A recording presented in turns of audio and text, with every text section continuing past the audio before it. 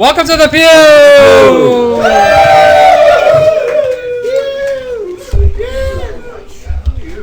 I'm serving French Pierrot in honor of all the French people. That. So, vive la France! Yeah, in honor of the terrorism explosions.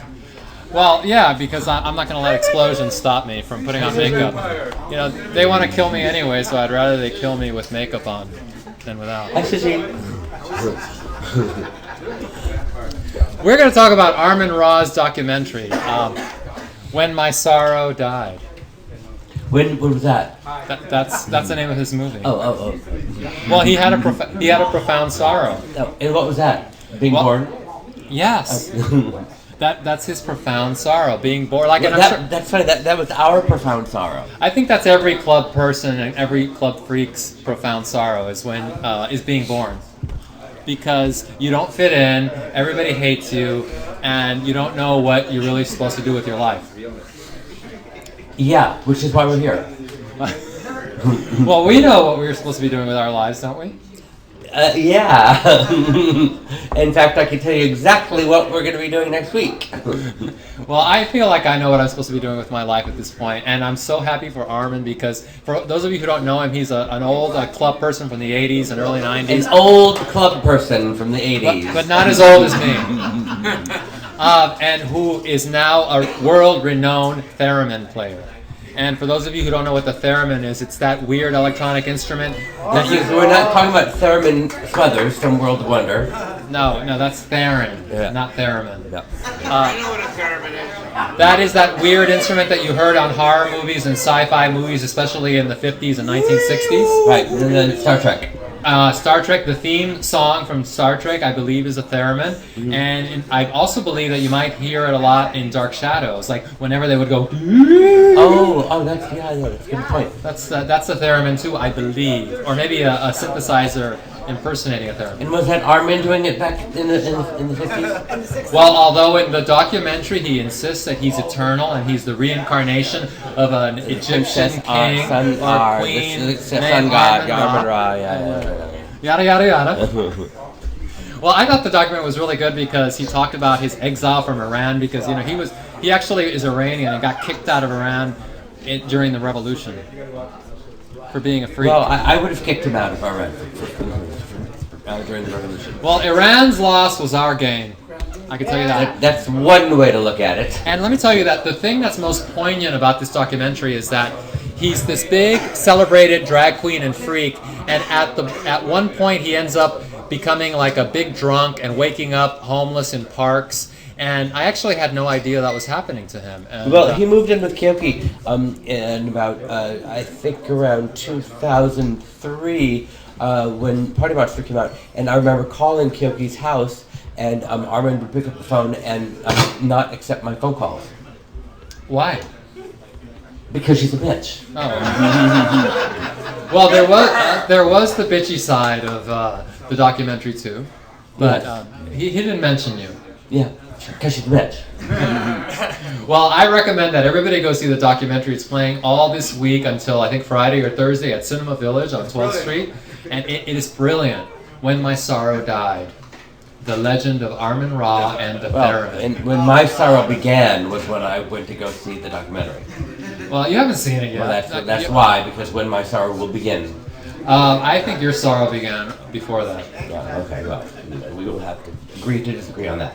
Well, I'm just happy for him because his sorrow died and he's no longer sorrowful. You don't think? No, he's not. He's fulfilled. I don't believe it. He's just as pitiful, just as pathetic and sorrowful as the rest of us. Nope, he's actualized. No, I don't believe it. We will never let him go. He's free and he's flying. No, we're going to drag him down again.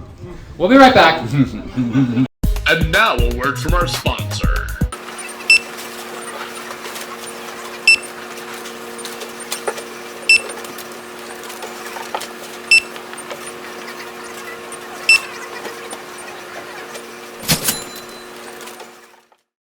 Welcome back to the Pew. Welcome back to the Pew. The sinking. The sinking of the Pewtanic. You have a sinking feeling? Yeah, the sinking of the Pewtanic. Well, I do not feel that this is a ship adrift. No, it is not a ship adrift. It is a ship sinking. Well, The Putanic. I like that name. okay. I don't think we're sinking. No. And even if we are sinking, I'm gonna dance and have a drink. What is it? As the Titanic went down, they danced to what? They dance to something. Something. Nearer my God to thee. Well, nearer my God to thee. We'll never know because actually they were farther from God to thee because they went down. Not a bad way to go. Yeah. No. Yeah. Not a bad way to go at all. And drowning in freezing water. That will preserve you. Yeah.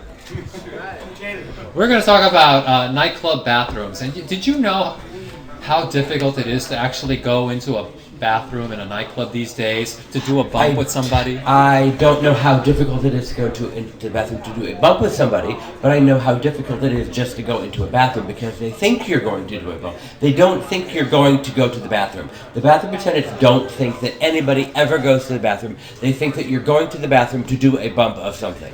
So I'm happy to say that here at Lovegun we do not have any bathroom attendants. So you can Or go any bathrooms. No, we have bathrooms. We have two. We have men's and women's. Oh. And you can go into either with somebody, and nobody's going to ask you, what are you doing in there? How many are you? One person per stall. Are you saying that we are allowing people to do bumps in the bathroom? No, I'm just saying that people, if they need to go urinate together, they can do it. Oh, they need to urinate together. The family that urinates together stays together. Yeah, POA. POA? Yes. So last night I was at Gold Bar for the after party at Armen Ra's documentary, and before I even touched the handle of the bathroom, the attendant comes running up to me and is like, "Do you need to use the bathroom?" No. And I was like, "Well, No. yeah." I need to have a paper typed. I need to have a term paper typed. And there wasn't even anybody with me, and he asked me if I needed to use the bathroom And what was the point? to make sure that I wasn't going in there with somebody else.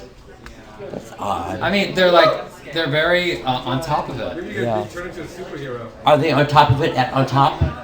Yes, and on top, you also cannot go into the bathroom with somebody else because there's an attendant there watching like a hawk to make sure. Well, there was an attendant watching like a hawk at Area too. Remember Alba?